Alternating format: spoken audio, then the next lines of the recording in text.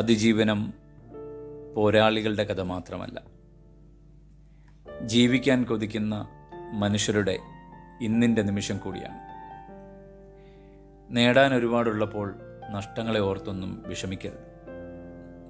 ഇനി എന്ത്, എങ്ങോട്ട് എന്ന ചോദ്യത്തിന് അപ്പുറം ഇനിയും ഒരുപാട് വഴികളുണ്ട് എന്ന പ്രതീക്ഷയിലാണ് നമ്മുടെയൊക്കെ മനസ്സ് വളരേണ്ടത്. എത്ര വലിയ നിരാശയിലും ഒരു കാര്യം മറക്കരുത്: നമ്മുടെ ഇപ്പോഴത്തെ ജീവിതം സ്വപ്നം കാണുന്ന വേറെ കുറേ ആളുകളുണ്ട്. ഒരു വലിയ പ്രതീക്ഷ നമ്മുടെ ഉള്ളിൽ വേണം. മനുഷ്യരിൽ നിന്നും ഉള്ള പ്രതീക്ഷയല്ല, ദൈവത്തെ പ്രതീക്ഷിക്കണം, ദൈവത്തിൽ നിന്നും പ്രതീക്ഷിക്കണം. പ്രതീക്ഷകൾ നമ്മുടെ ജീവിതത്തിന് പ്രത്യാശ നൽകും. ആ പ്രത്യാശകൾ നമ്മുടെ ജീവിതത്തിൽ വലിയ അത്ഭുതങ്ങളായി മാറും.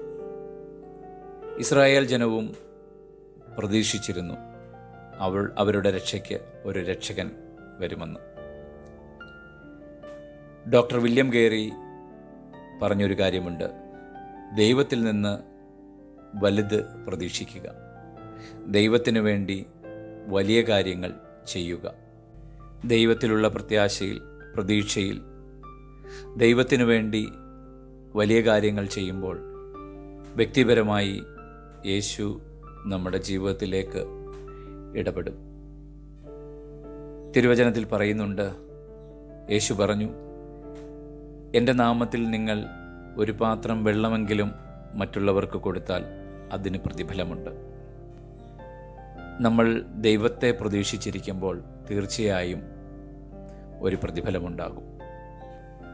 സുവിശേഷങ്ങളിൽ ഈശോയുടെ പരസ്യ ജീവിതകാലത്ത് പ്രതീക്ഷയോടെ, വിശ്വാസത്തോടെ, കൊതിയോടെ ഈശോയെ സമീപിച്ച വ്യക്തി ജീവിതങ്ങളുടെ മേൽ ഈശോ ഇടപെട്ട വലിയ നിമിഷങ്ങൾ നമ്മൾ കാണുന്നുണ്ട്. അവരൊക്കെ പ്രതീക്ഷിച്ചതിലും അപ്പുറമായി ഈശോ അവരുടെ ജീവിതത്തിലേക്ക് വ്യക്തിപരമായി ഇടപെട്ട നിമിഷങ്ങൾ നമ്മൾ കാണുന്നുണ്ട്. ലൂക്കായുടെ സുവിശേഷത്തിൽ 8-ാം അധ്യായത്തിൽ നമ്മൾ കാണുന്നുണ്ട് രക്തസ്രാവക്കാരിയായ ഒരു സ്ത്രീ. ഈ അസുഖം മൂലം സമൂഹത്തിൽ നിന്നും സ്വഭവനത്തിൽ നിന്നും മാറ്റി നിർത്തപ്പെട്ട, ഒരുപാട് വേദന അനുഭവിച്ചു കൊണ്ടിരുന്ന ഒരു സ്ത്രീയായിരുന്നു അവർ ഇത്ര മാത്രമേ ആഗ്രഹിച്ചിരുന്നുള്ളൂ: ഈശോയുടെ വസ്ത്രത്തിൻ്റെ ഒരറ്റത്തെങ്കിലും, അവൻ്റെ വസ്ത്രത്തിൻ്റെ തൊങ്ങലിലെങ്കിലും എനിക്ക് തൊടാൻ കഴിഞ്ഞാൽ എനിക്ക് സൗഖ്യം ലഭിക്കും. അങ്ങനെയിരിക്കെ യേശു ആ വഴി കടന്നു പോകുന്നെന്നറിഞ്ഞ് അവൾ യേശുവിൻ്റെ വസ്ത്രത്തിലെങ്കിലും ഒന്ന് തൊട്ടാൽ മതി എന്ന പ്രതീക്ഷയോടെ ജനങ്ങൾ ഈശോയുടെ ചുറ്റും തിങ്ങി നിറഞ്ഞിരിക്കുമ്പോഴും അവരുടെയൊക്കെ ഇടയിലൂടെ വളരെ ബന്ധപ്പെട്ട് കടന്നു നിന്ന് ഈശോയുടെ വസ്ത്രത്തിൻ്റെ അറ്റത്ത് അവൾ സ്പർശിക്കുന്നു. വേഗം ഈശോ അവിടെ നിന്നു എന്നാണ് തിരുവചനം പറയുന്നത്. യേശു പറഞ്ഞു, ആരോ എന്നെ സ്പർശിച്ചു. പത്രോസ് ഉടനെ ചോദിച്ചു, കർത്താവേ, ഈ അങ്ങയുടെ ചുറ്റും പുരുഷാരം നിറഞ്ഞിരിക്കുന്നു, ആൾക്കാർ നിറഞ്ഞിരിക്കുന്നു, ഇതിലാരാണ് അങ്ങയെ തൊടാത്തത് എന്ന് എങ്ങനെ കണ്ടുപിടിക്കും? യേശു പറഞ്ഞു, അല്ല, ആരോ എന്നെ സ്പർശിച്ചു, എന്നിൽ നിന്നും ശക്തി പുറപ്പെട്ടു. മറച്ചു വെക്കാൻ കഴിയില്ലെന്ന് മനസ്സിലാക്കിയ ആ സ്ത്രീ ഈശോയുടെ പാദത്തിങ്കൽ വീണിട്ട് കാര്യം പറഞ്ഞു. ഈശോ അവളോട് പറഞ്ഞു, മകളെ, നിന്റെ വിശ്വാസം നിന്നെ രക്ഷിച്ചിരിക്കുന്നു, സമാധാനത്തോടുകൂടി പോവുക. ഇവിടെ നമ്മൾ കാണുന്നത്, ഈശോയുടെ വസ്ത്രത്തിലെങ്കിലും ഒന്ന് തൊട്ടാൽ മതി, എനിക്ക് സൗഖ്യം കിട്ടും, ആരും അറിയാതെ അവിടെ നിന്ന് മാറാം, ആരും ഇതറിയില്ലല്ലോ എന്നൊക്കെ വിചാരിച്ച ചെറിയ പ്രതീക്ഷയോടുകൂടി പോയ ഒരു സ്ത്രീ. പക്ഷേ അവളുടെ ഉള്ളിലുള്ള ആ പ്രതീക്ഷയുടെ അളവും ആഴവും, അവളുടെ പ്രത്യാശയും വിശ്വാസവും യേശു മുന്നമേ അറിഞ്ഞിരുന്നു. അത്ര വിശ്വാസത്തോടുകൂടെ ഈശോയെ സ്പർശിച്ച അവളിലേക്ക് സൗഖ്യം കടന്നു പോകുമ്പോൾ യേശു അവളുടെ വ്യക്തിപരമായ ജീവിതത്തിലേക്ക് ഇടപെടുകയായിരുന്നു. മുഖാമുഖം അവൾക്ക് കാണാൻ യേശു അവളുടെ അടുത്തേക്ക് ചെല്ലുകയായിരുന്നു.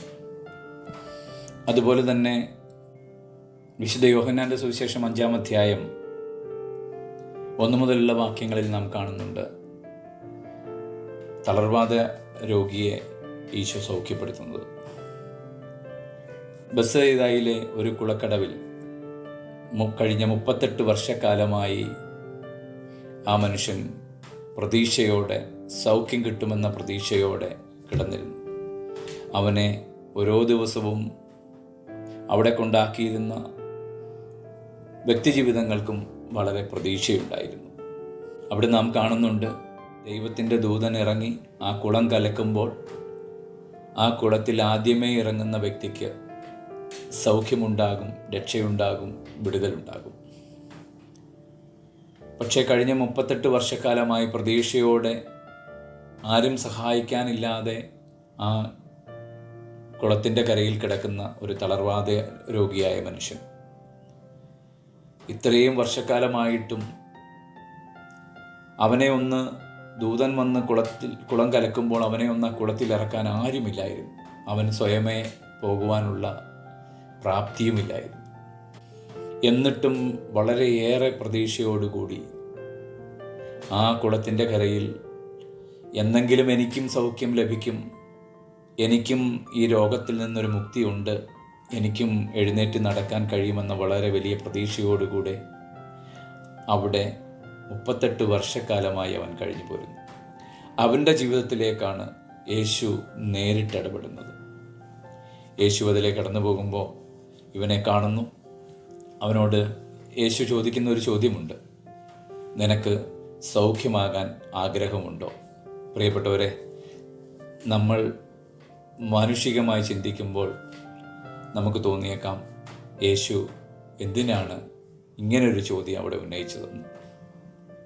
പക്ഷേ അവൻ്റെ പ്രതീക്ഷയുടെ ആഴം അവൻ്റെ നാവിൽ നിന്ന് തന്നെ ഒന്ന് കേൾക്കാൻ, അവൻ്റെ ആഗ്രഹം, അവൻ്റെ കൊതി അവൻ്റെ നാവിൽ നിന്ന് തന്നെ, അവൻ്റെ സൗണ്ടിൽ തന്നെ ഒന്ന് കേൾക്കാൻ ഈശോ ആഗ്രഹിച്ചിരുന്നു. അതുകൊണ്ടാണ് ഈശോ അവനോട് ചോദിക്കുന്നത്, നിനക്ക് സൗഖ്യമാകാൻ ആഗ്രഹമുണ്ടോ? അവൻ പറയുന്നുണ്ട്, എനിക്ക് സൗഖ്യമാകാൻ ആഗ്രഹമുണ്ട്. ഉടൻ തന്നെ യേശു പറഞ്ഞു, നിനക്ക് സൗഖ്യമുണ്ടാകട്ടെ. അവൻ്റെ എല്ലാ തളർച്ചകളും മാറി അവൻ സൗഖ്യമുള്ളവനായിട്ട് അവിടുന്ന് മാറ്റപ്പെടുകയാണ്. അവൻ്റെ പ്രതീക്ഷ ഇത്രയേ ഉണ്ടായിരുന്നുള്ളൂ. കഴിഞ്ഞ 38 വർഷക്കാലമായിട്ട് ഈ കുളത്തിൽ ദൂതൻ വന്ന് കുളം കലക്കുമ്പോൾ എന്തെങ്കിലും ഒരിക്കൽ എനിക്കും ആദ്യം ഇറങ്ങാൻ കഴിയും, എനിക്കും സൗഖ്യം ലഭിക്കും. പക്ഷേ അവൻ്റെ ജീവിതത്തിലേക്ക്, അവൻ്റെ പ്രത്യാശയിലേക്ക്, പ്രതീക്ഷയിലേക്ക് ദൈവം തന്നെ ആയവൻ കടന്നു വരുന്ന ഒരു നിമിഷമാണ് നമ്മൾ അവിടെ കാണുന്നത്.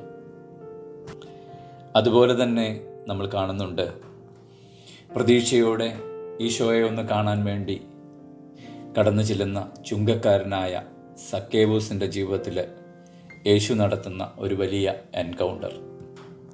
വചനം പറയുന്നു, അവൻ ഉയരം കുറവുള്ളവനായിരുന്നു, കുള്ളനായ മനുഷ്യനായിരുന്നു, ചുങ്കക്കാരനായിരുന്നു. എങ്കിലും അവന് യേശുവിനെ കാണണമെന്നുള്ള ഒരു ആഗ്രഹം, പ്രതീക്ഷ അവൻ്റെ ഉള്ളിലുണ്ടായിരുന്നു. അങ്ങനെ അവൻ ഈശോ കടന്നു പോകുന്ന വഴിയിലെ ഒരു ഉയരമുള്ള മരത്തിൻ്റെ മുകളിൽ കയറിയിരുന്ന് ഈശോയെ കാണാൻ ശ്രമിക്കുന്നുണ്ട്.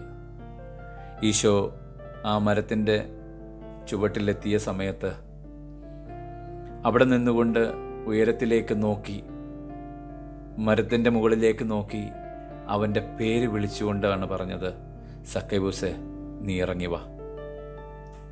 ആ നിമിഷം അവൻ്റെ ആ പ്രതീക്ഷയിലേക്ക്, അവൻ്റെ ചെറിയ ആഗ്രഹത്തിലേക്ക് ഈശോ ഇടപെടുന്ന ഒരു വലിയ നിമിഷമായിരുന്നു അത്.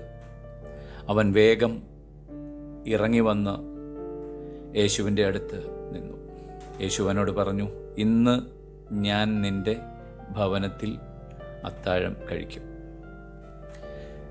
ജസ്റ്റ് ഒന്ന് കാണാൻ ആഗ്രഹിച്ചവൻ്റെ മുന്നിൽ, അവൻ്റെ ഭവനത്തിലേക്ക് ഞാൻ കടന്നു വരുന്നു, നിൻ്റെ കൂടെ ഇന്ന് അത്താഴം കഴിക്കാൻ ഞാൻ ഉണ്ടാകും എന്ന് പറയുന്ന ഒരു ദൈവത്തെയാണ് നമ്മളവിടെ കണ്ടുമുട്ടുന്നത്.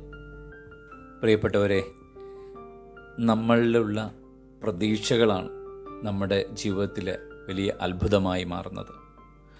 ദൈവത്തിനു വേണ്ടി പ്രതീക്ഷിക്കുക, ദൈവത്തെ കാത്തിരിക്കുക, ദൈവത്തിൻ്റെ സമയത്തിനായിട്ട് കാത്തിരിക്കുക.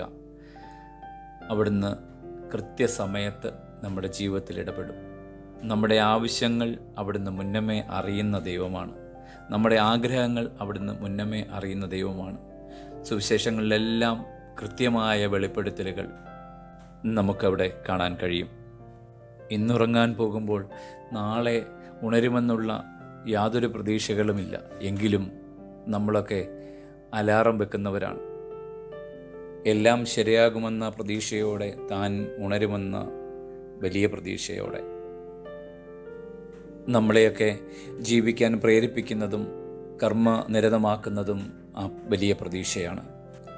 പ്രിയപ്പെട്ടവരെ, നിങ്ങളുടെയൊക്കെ ആ വലിയ പ്രതീക്ഷയിലേക്ക് ദൈവം തന്നെയായവൻ യേശുക്രിസ്തു നിങ്ങളോട് വ്യക്തിപരമായി നിങ്ങളുടെ പ്രതീക്ഷയിലേക്ക്, നിങ്ങളുടെ ആഗ്രഹങ്ങളിലേക്ക്, നിങ്ങളുടെ വിശ്വാസത്തിലേക്ക്, ആശയിലേക്ക് വ്യക്തിപരമായി യേശുക്രിസ്തു ഇടപെടട്ടെ എന്ന് ഞാൻ പ്രാർത്ഥിക്കുന്നു. ഒരിക്കൽ കൂടി ഡോക്ടർ വില്യം കേറിയുടെ വാക്കുകൾ ഞാൻ കടമെടുക്കുന്നു. ദൈവത്തിൽ നിന്ന് വലുത് പ്രതീക്ഷിക്കുക, ദൈവത്തിന് വേണ്ടി വലിയവ ചെയ്യുക. നല്ല ഒരു ദിവസം ആശംസിക്കുന്നു. ഈശോ എല്ലാവരെയും സമൃദ്ധമായി അനുഗ്രഹിക്കട്ടെ.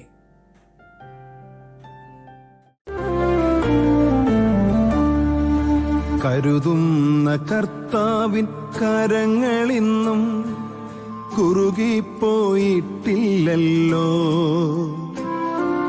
കേൾക്കുന്ന കാതുകൾ ഇന്നുവരെയും മന്ദമായിട്ടില്ലല്ലോ. കരുതുന്ന കർത്താവിൻ കരങ്ങളിന്നും കുറുകിപ്പോയിട്ടില്ലല്ലോ. കേൾക്കുന്ന കാതുകൾ ഇന്നുവരെയും മന്ദമായിട്ടില്ലല്ലോ.